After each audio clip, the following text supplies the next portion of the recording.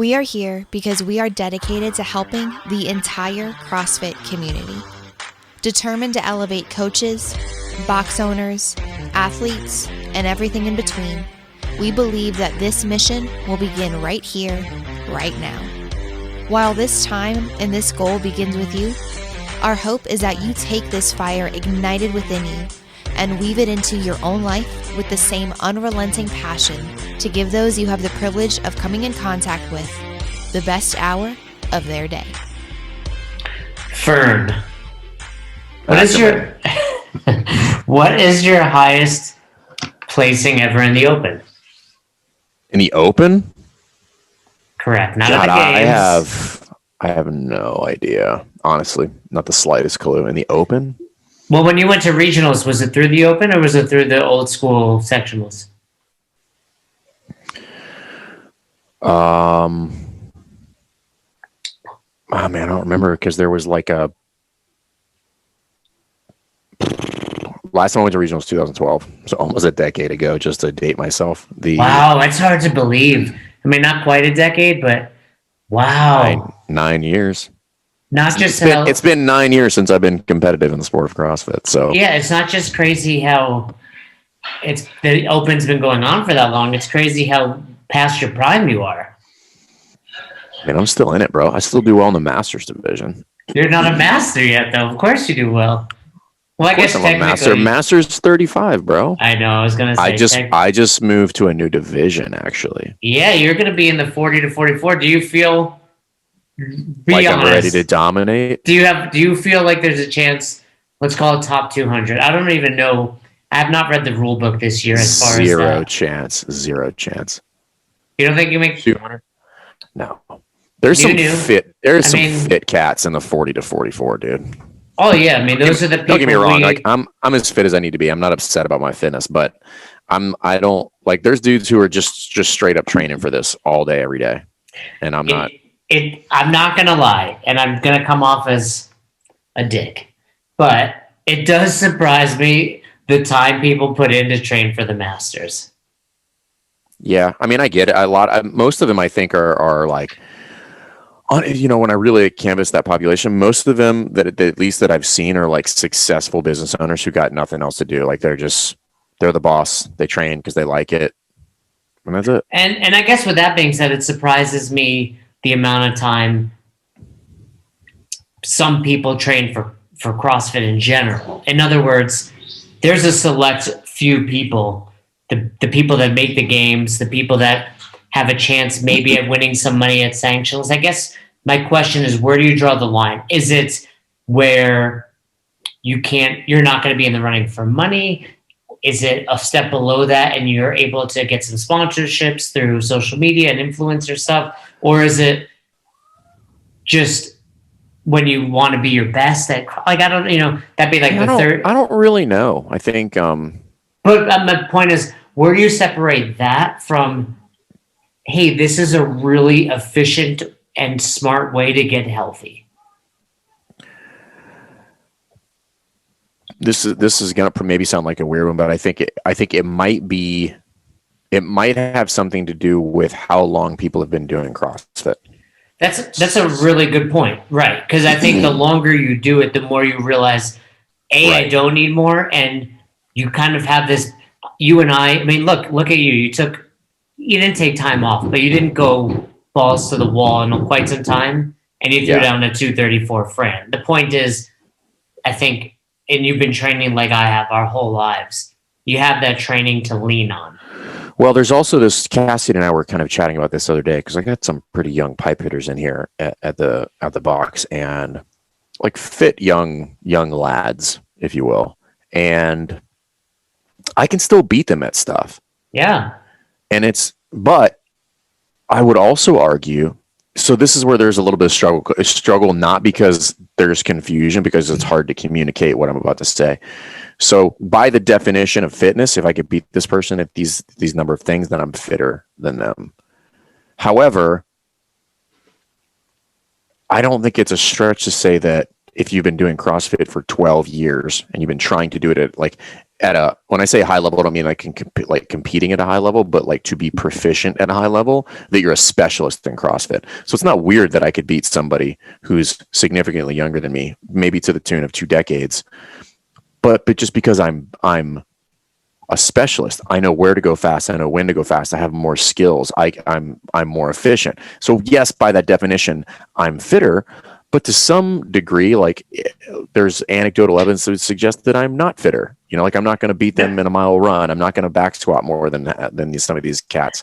But when it comes to CrossFit, yes, No, that's an interesting point. You take any portion of any given workout, and you're like, they should and could beat me there. Right. But then it's like, even you take the friend, not the friend. I hate people say that. When you take the friend, or the Murph. Yeah. That's the one that says.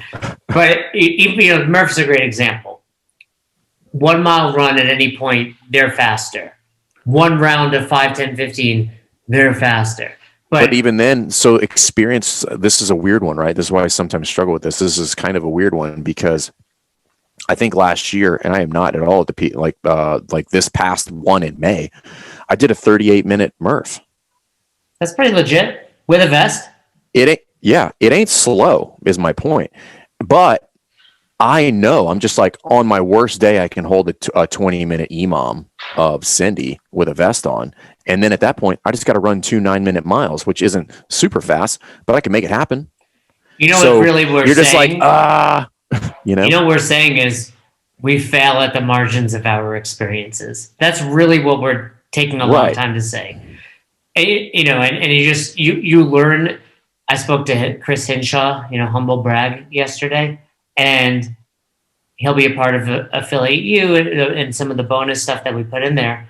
But we're talking about just the gears that Matt Frazier has and the gears that your everyday CrossFitter should have, and part of that is just knowing when to push, knowing when not to push.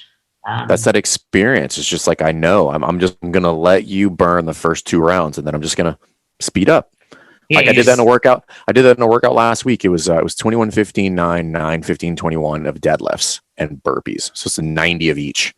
And people just went out hot. I did them all unbroken. You can go unbroken on the 21s and then break up the 9s, right? Because you blew yourself But I did it on all, but I was just like, I'm going to move at a very specific pace. And then when I get to the back half, then I'm going to speed up because I know I can. But again, that's because the margin that I have is so large at this point. Like I've got so many data points, and I know where I can go fast and where I can't, and what loads are inappropriate, and like how I got to break those up, that now it's just experience that leads you to move faster, not necessarily fitness. Like your experience leads to fitness, but because you're smarter now, not just because you're actually biologically fitter. But the point is, force distance time, right? You are fitter. Right.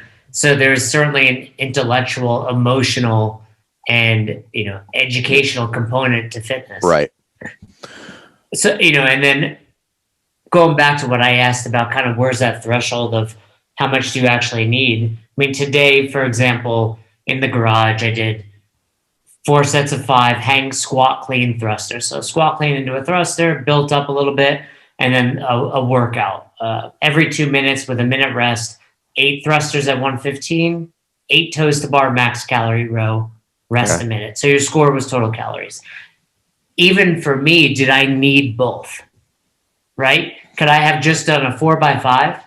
Maybe you could argue that's not quite it. I mean, I think that's where it becomes like, what's enough? Like, is 3x5 enough? Do I need a 5x5? Did I need to do that leading into it? And then finding that balance for me was, okay, adding that small strength component in the beginning, warms me up because I started light. I went 95, 115, 135, 145, serving as a warm-up, getting your movement practice in, and it adds like 12 minutes. So, but did I do more than that? No, that was enough. So those people that want to do more, they would think, okay, now I need to do more. And don't get me wrong, I'm going to go for a walk later, or do something else to move. It's just a matter of how much. Long way to get to the question of the day, which is, what's the best way to run the Open in 2021? I'm going to go back to the way we did it before kind of the world fell apart in the CrossFit space, before we kind of blew up the games, before COVID and all that stuff, which is like, we're going to get everybody together. We're going to do Friday Night Lights. We're going to promote it. We're going to have a good time. I'm doing all the workouts once. And that's it, man. It's just, it's just working out. So I don't know how familiar you are with it. I'm not super familiar with it. From what I understand, it's 3 Fridays or 3 workout It's 3 sessions? weeks. Yeah. So it starts on the first workout is the 11th, I believe, which is a Thursday. And then it's finished just 3 weeks from then. So that is the open. And then there's 2 weeks. I believe it's directly after that where you qualify for the following 2 weeks. And you say 11th of March? Correct. Sorry. Yeah. 11th of March. The 11th is a Thursday in both February and March this year. So 3 weeks versus the standard. Well, originally it was 6. I think it's dropped to 5. You say 1 and done. 3 weeks in. Fern is sitting in 201st place. Still 1 and done, bro. No way. You definitely go again. That competitive part of my life is gone, my friend. I would be upset with you because it's good for business. Fine. It's good for business. You're upset with me either way. There's no scenario in which you're not upset with me in this. You really wouldn't do a workout a second time? For what? I'm going to advance to the next level of pain at which I'm going to immediately get cut. After making that threshold, you would get cut. I mean, you would have 2 more weeks or 3 more pain. weeks of workouts. Right. I mean, I can still do the workouts. Like maybe I would, maybe I won't. It depends on what the workout is. And historically, I don't think I've ever done better the second time. I would say I've always done better the second time. It's not been better enough to have warranted that second time. Like 1 rep, 2 reps, especially since I wasn't even close to whatever the next, be it the Masters or typically it was just ego and trying to beat your buddies at the box before the Masters. So, all right, let's talk some best practices. Let's talk some mistakes. There's 3 weeks. From what I understand, there's no at-home version. It's just one version of the Open. Is that correct? No, I don't think that's correct at all. Oh, well then fill me in. You're the box owner these days. Actually, stand by. Where's young Jess? We were joking about this earlier. So my wife is her super skills finding information. That is literally what the government pays her to do, is find things. But I was joking last night. We went to dinner and I was like, you could be our Jamie Vernon. I was like, you are great at finding things on the internet. We always have questions. And you like to prove me wrong. Like everybody wins here. The winners, the listeners get to more information. You get to prove me wrong, in front of everybody. I was like, this is great. But so there's a standard versions of the Open. So we have the RX version, we have the scaled version, we have the Masters teams, all the subdivisions. But then there's a limited equipment option, to my knowledge, and then I believe I'm looking for the email. Like literally just got it. While you're looking for that, let me explain to the listeners who don't understand who Young Jamie is. Wait 1 second. Right, yeah, go ahead. Young Jamie is basically Joe Rogan's producer, but if you watch his show or listen to his show, throughout the interviews that he conducts, he's always doing some internet research and finding things. And when Jess is put in her 20 years, or maybe prior to her 20 years, she'll be young Jess. Young Jess. Be young Jess. Yeah. Actually, by then, maybe it'll be young Logan. No, we definitely don't want my ADD autistic daughter doing our internet searches. Did you share the picture yet? No, not yet. Okay, you gotta share all right. So there's I was correct and you were wrong, as is usual, per usual. So there's the normal variations. There's RX scaled, and then I guess there's foundations. I need to look into that. The Affiliate Cup is back. The Teens is back. The Masters is back, and there is also a minimal and equipment-free option. So there is quite literally no instance in which you cannot compete or participate in the Open. I would assume with the minimal equipment options, you're not going to qualify for the games. I would assume that anything outside of RX, you will not qualify for the games. Yeah, that's just the opportunity to compete. To throw your hat in the ring, right? Which I think is super cool, and part of a lot of their what are there? And I missed the damn call today because I was on the wrong time. The fireside chat with Rosa. The trying to cast this really large net to like start to bring people into the fold. That was yesterday, by the way. No, there was one today. Was there? I wasn't invited. Yeah, I know. I wasn't invited. Yeah, did you get on the call yesterday? No, that was when I was talking to Hinshaw, actually. All right, I'll be sure to tell the boss. All right.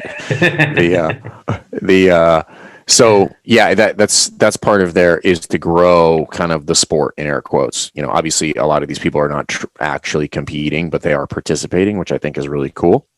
And there's other stuff that you can do, which is you can gift people registration. So this is one of those ones where as an affiliate, you could maybe spend a couple $100 and register, 10 to 15 people, depending on what you want to spend, which I think would be an awesome little kind of raffle to do. Like, hey, we're going to raffle off 10 spots for the Open. So there you go, everybody. Free idea. And by the way, if you're listening, Fern and I have no connection.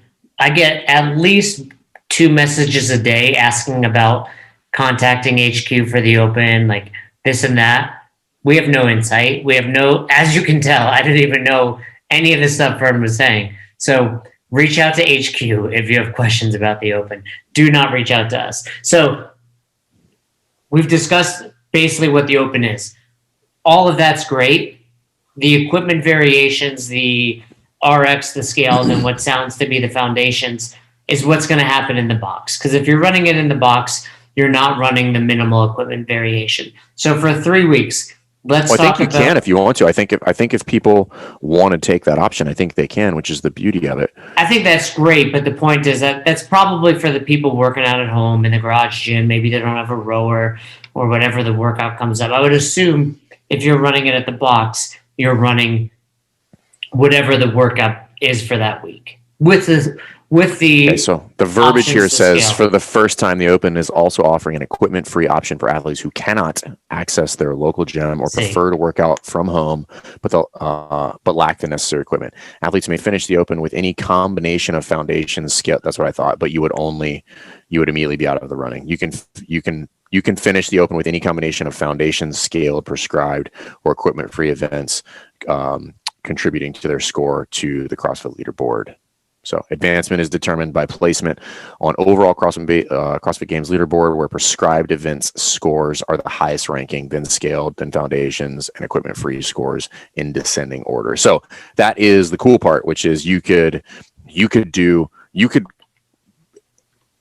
is choose your own adventure. You could do whatever variations every week you want, or which are the best ones for you, and you will get a score. So great. But like we've said, the 3 weeks at the box are happening with equipment. It's just a matter of how you scale it, etc. So let's talk about, you've been running the Open, like you said, since I think the first year of the Open was 12.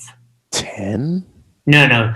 10 was definitely a sectional interregional, and I believe 11 was as well. Sectionals, but what did they have before sectionals? They had the... One year they had you literally just sign up. And then right. And then they had the sectional interregional year. I'm sure it's available online. Somebody tell us. I can't remember. It's a simple. If we had young Jess, we would have this pulled up right now. So, but regardless, the point is you've been running the Open at CrossFit Rife. I just want somebody to make a video of just me on repeat. Be like, look that up, Jess. Pull that up, Jess. Pull that up. What are some of the things you will do again this year because they have done exceedingly well for the box during the Open? So I think Friday Night Lights or some variation of that is fantastic, just to get everybody in there and beef that up. We are toying around with some variation of like teams, but I don't know exactly what that looks like yet. So we got to get that ironed out in fairly short order, like in the next 5 or 6 weeks. So I don't entirely know. outside of that, you can do a lot of cool things with regard to like giving prizes. I know some gyms that in the past have like a plaque where they have winners' names, team winner names on there. So now it's like a tradition that they do within the gym. You could give away prizes. I mean, there's so many. There is no limit to the creativeness. People have themes. It's endless. Well, let me ask you a few pretty standard questions. One, all of this is happening on Friday, correct? Obviously, you have the title Friday Night Lights, but are you running the open workout at normal class times? Correct. So typically the way we will do it was we will run, that will be the workout of the day because we'll find out on Thursday. That'll be the workout of the day. People come in, and then all the classes running up to Friday Night Lights will just run as normal. And if people need judges, then we'll do our best to kind of shuffle around and get them judges so they can get a score. Do you require everyone? So, for example, the 9 a.m., you got your standard class. There's 15 people, but only 8 of them are in the open. Do you require all 15 to have judges, or do you just No. Just the people that need scores have judges. So then we typically end up running heats a lot of times in those scenarios. You just don't have the manpower. Right. We have a special guest. Hold on. Okay. Is it young Jess? It's not young Jess, but hold on. You don't know this guy. Let me pull him in. He's going to be very surprised. Yeah. So Fern, he has a look of confusion as we speak right now. No. So Fern, let me introduce this. Fern, this is Christian. Fern. Christian, what's up? What's going on? So Christian is part of our coaches development group. I've been working with him. He's down in Orlando, but he asked me earlier. This is what Best Hour is all about. We get a message. By the way, Christian has no idea we're recording a podcast right now. No, he does. Yeah, okay. I did shoot him. All right. So, he messaged me this morning. He said, "Hey, are you guys going to do an episode on the open?" Got it. And I was like, "Let's do it." And then I thought, actually, mid-podcast, I was like, it'd be good because Christian asked, like, he can ask us the questions. So, Christian. We're all about the people here, Christian. Christian, what are the questions he doesn't own a box, but he coaches at one. He wants to open a box maybe in the future one day. But for right now, what are your questions on running a successful open? My initial question was, what are things that have worked and things that haven't? That's the most generic question you can. It is, yeah, yeah, for sure, it is. But I guess I've seen it thinking of maximizing participation in the open, and so I've seen it ways where Friday every class is running the open workout. And then the evening classes end up being Friday Night Lights. And then I've seen it the other way where it's like the rest of the classes are still going to do normal workout, but then we're going to set out this specific time for that open event. That's kind of just what we spoke about, but that does bring up an interesting point. I feel like prior to 4 o'clock kind of gets shit on in the open. What do you mean by shit? There's no like Friday morning lights, right? There's you come to class. It's called sunrise. It's called sunrise. I get it. Like it makes most boxes have more classes in the evening. They're typically better attended. But man, those 5 a.m.ers, like they're your hardcore. They're the ones that are most committed. Yeah, they're waking up at 4 o'clock every morning. But a lot of times they will come to Friday night. So typically we have low attendance on open. So you notice open days. You notice open season, people purposefully go out of their way to come to the Friday Night Lights time. On Friday. Which is tough because if you're used to training at 4 a.m. and all of a sudden you're hitting the 4 in the evening, it's a shock. Yeah, but it's hype. It's game time. People want to get after it and compete against other people, and it's and it's actually a good thing because even though the classes, a lot of people they probably don't have their normal attendance, it's still kind of a goat rope in those classes because you have to run 2 heats in a lot of instances. So.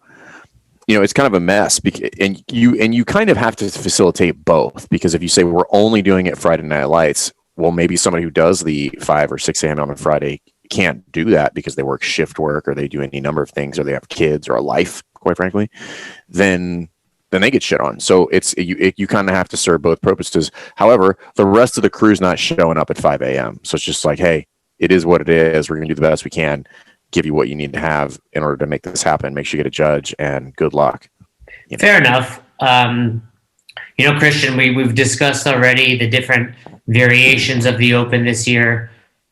What are some other questions as someone that's going to not only participate, but be of help to running it at your affiliate?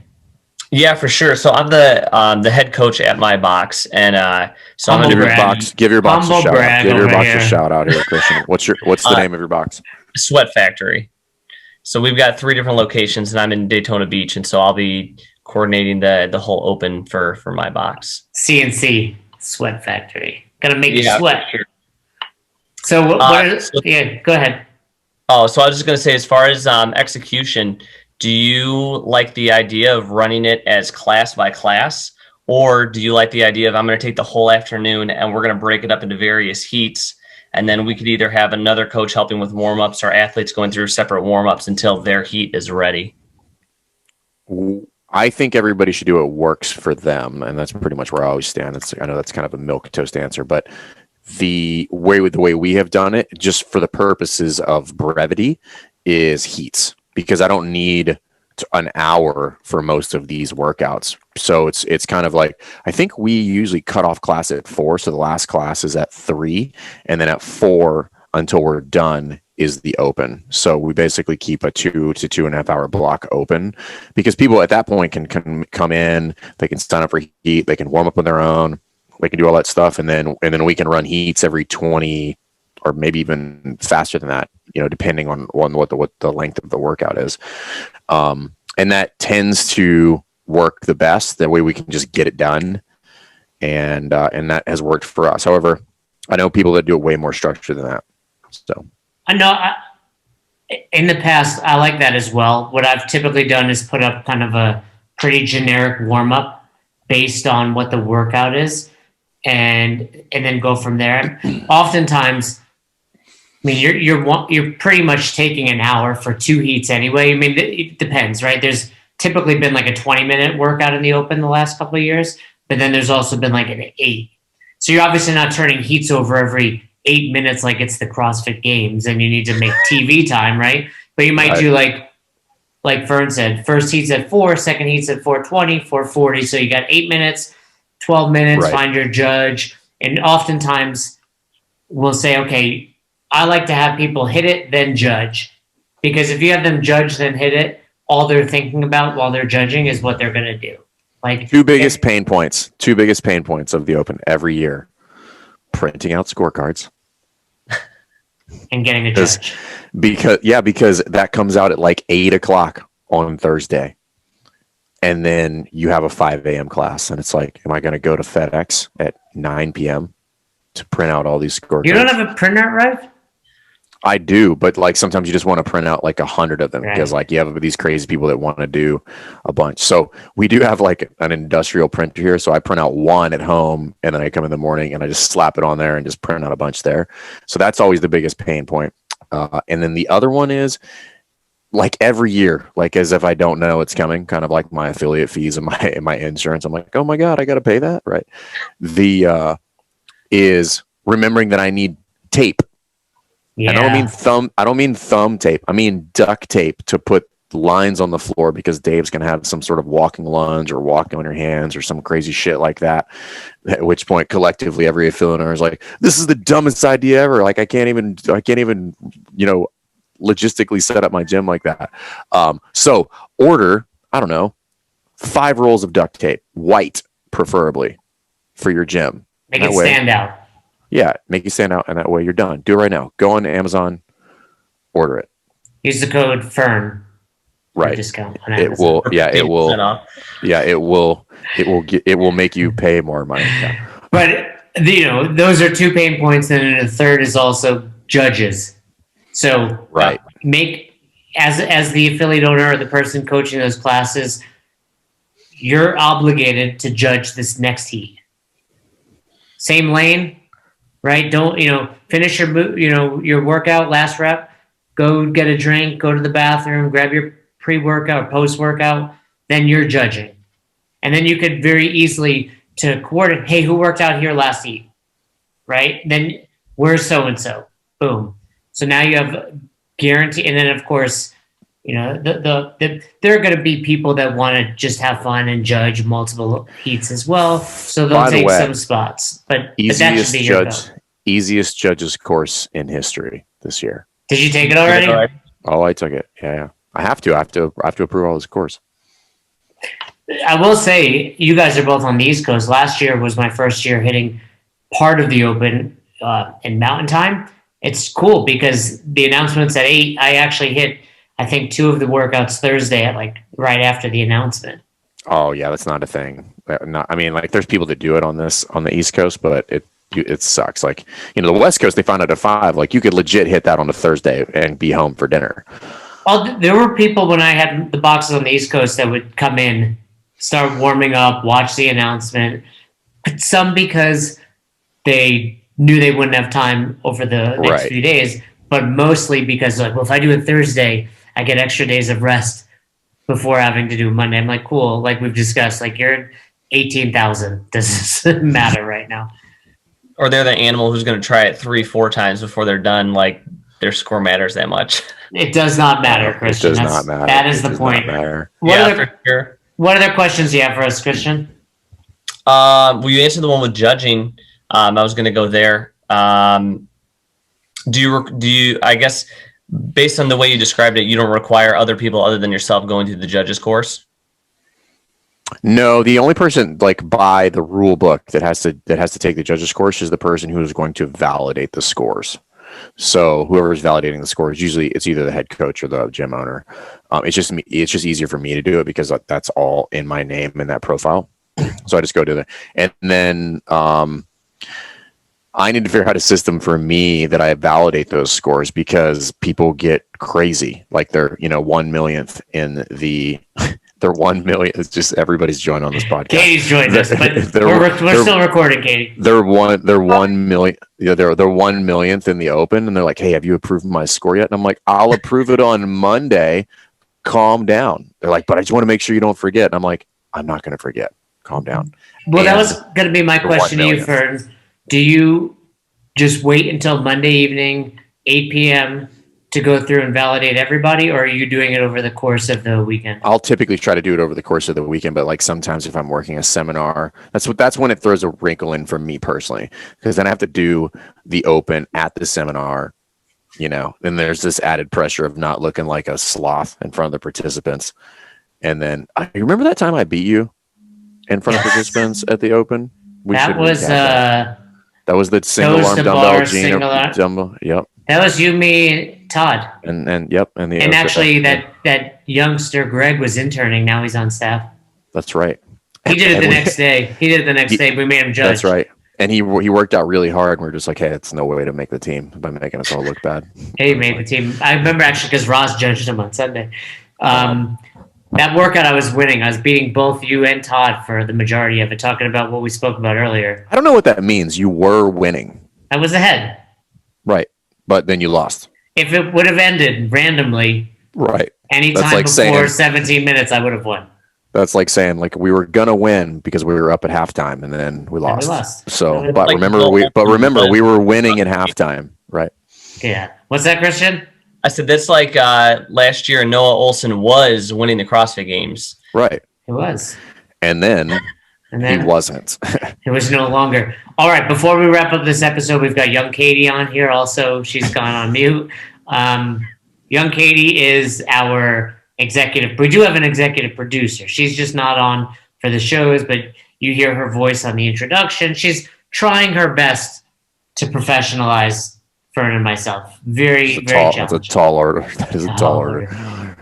Christian, any other questions before we wrap up? Yeah, I got one more.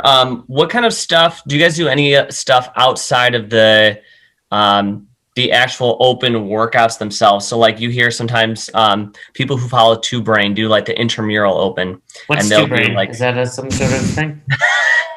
I mean, I heard they're not as good as Affiliate U, but I also heard that. Yeah. I've heard they do other things.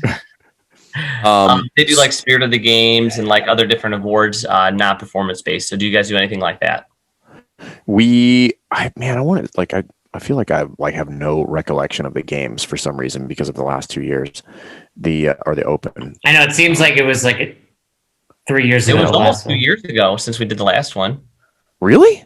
It was I'm pretty sure it was at least a year and a half ago. We didn't actually do one I in think you're 2020. right. I think you're right. Yeah. So then it was 2021 was like November. October. What was it, like October of 2019? Yeah. So it's been like 15 months. Okay. So yeah, it has been a long time. So now I don't feel so bad.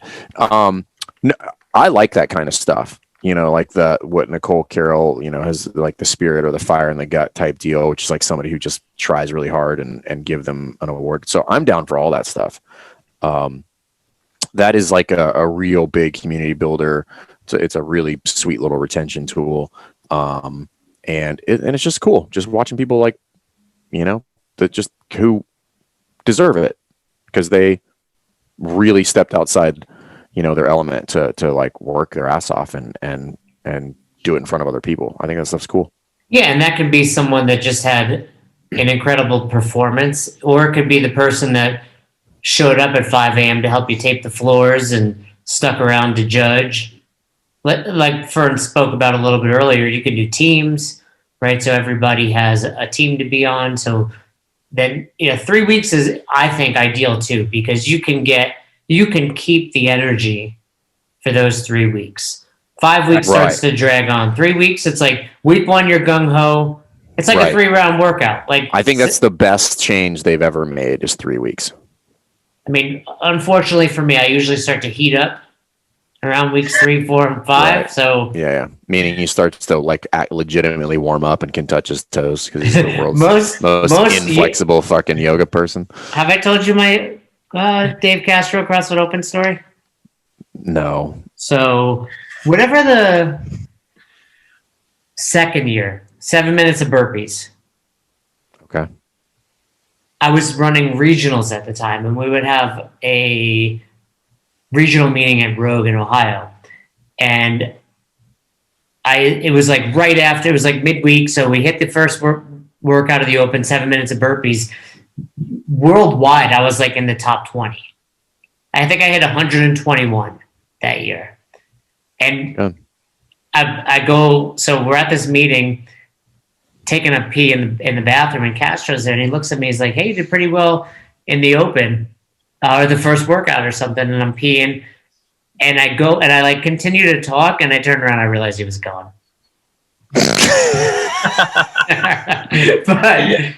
But that doesn't take away from the fact that I was in the top 20. That actually sounds like Dave, to the point where he would ask you a question and not actually even wait for the answer. He would just depart the room. Yeah, he was gone. My other question is, were you peeing in the short urinal? Always. I like the short one. That's what I thought. But, so the second workout that year was the snatch, where it was like 30 at 7. I think it went like 30 at 75, 30 at 135 to 165 or something.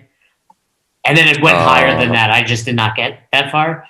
But for that, just plummeted me down the leaderboard. I finished at 135, and I think I got 1 or 0. I don't even remember at 160. Do you remember what the top score for that burpees was? I think it was like 1. I think it was like 141. Yeah, I mean, it was ridiculously high. It was something crazy. I've done it since then. We've either whether it was programmed or just because I have nothing to do and I'm in the hotel room. So here's a little test for everybody if you want to try this. So if you want to understand what the pace for 141 looks like, you don't even have to do the full 7. Just have to do 20 in a minute. No, so just do this. Do as long as you can for 7 minutes, right? If you make it 7 minutes, great. Every 30 seconds, do 10 burpees. Yeah. So my recommendation is don't start with 10. Just see if you can do 7 every 30 seconds for 10. Every 30 seconds for 7 minutes. If you can get to 10, and you can even hold that for like 3 or 4 minutes, that is the pace for 140 burpees in 7 minutes. It's nuts.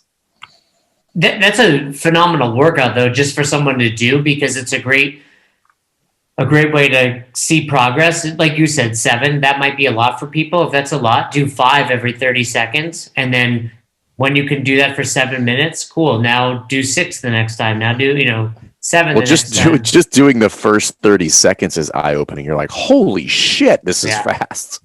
But great little, and that's also without the 6-inch target, by the way. Right. So yeah, That workout's always my favorite when people come up with me and they're like, "Oh, I didn't have time to work out this week." I'm like, "You didn't have 7 minutes to do burpees?" I was like, "You just didn't want to wear like you didn't want to make time." That's the beauty of CrossFit. That's what we were speaking about earlier, Fern. You don't need hours a day. You need 7 minutes. 7 minutes. And you don't even need any equipment this year for the Open. Yeah.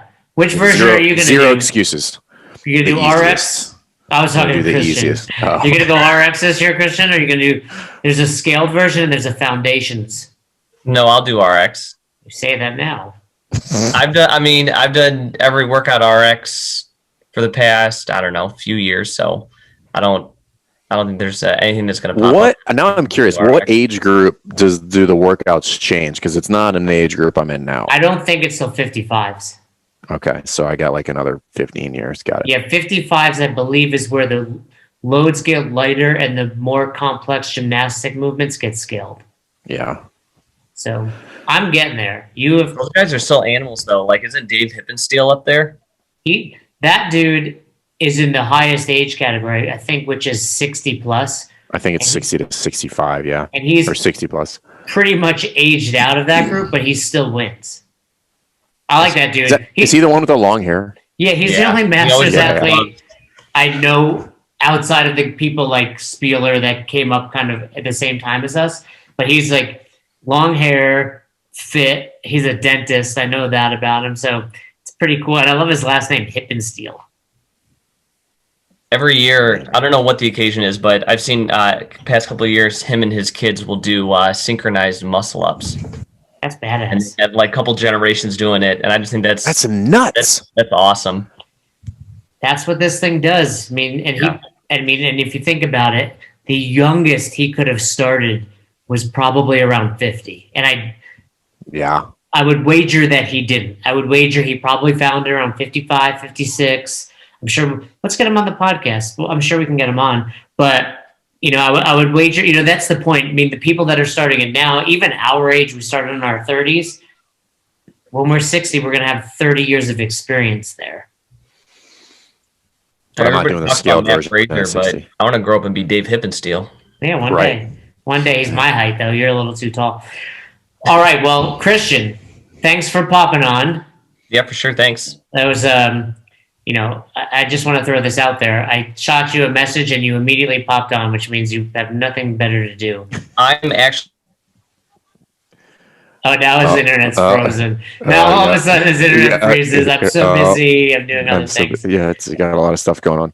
All right. Well, Fern, that was really cool. We had a little special guest asking us questions. I know Katie's waiting for us for our weekly meeting. And by the way, we also didn't mention it's Friday. So Fern's drinking. I'm done drinking. Already finished it. All right. Well, we hope that helps. If you have more questions about the Open, we can always address them in future episodes. And of course, if you have questions you want to hear Fern and I get to, check out our Patreon, patreon.com/best hour of their day. We answer questions every month for our Patreon subscribers, whatever it is about. Recently, we did one on the on-ramp. We've got another one coming up on coaches development. So if you do want to hear a bonus episode where we answer your questions, definitely check us out on Patreon. What do you want to add, Fern? We are venturing into the waters of doing a longer form podcast. And if we do that, who would you guys want to be our first guest? This would be an in-person podcast where we would all sit down at a table, lots of whiskey and other things, and we would just let it go until it was done. So think Joe Rogan, but CrossFit. Who would you want to hear us chat with? Who would it be? All right, guys. Well, thanks for listening. As always, we've hoped. We've hoped. Past tense. We've hoped. Past tense. We hope this has been the best. I hope I get a new partner in this endeavor. I was just about to nail it. We actually got a comment on the fact that we have a nice ending now, and you ruined it. You ruined the good surprise. I ruined it. You ruined the good surprise. I ruined it. Yeah, I got it. Okay. So you never miss an episode of the podcast, subscribe to our YouTube channel and on all major podcasting platforms at best hour of their day. Thank you so much for tuning in and for being a part of the best hour of our day. See you next time.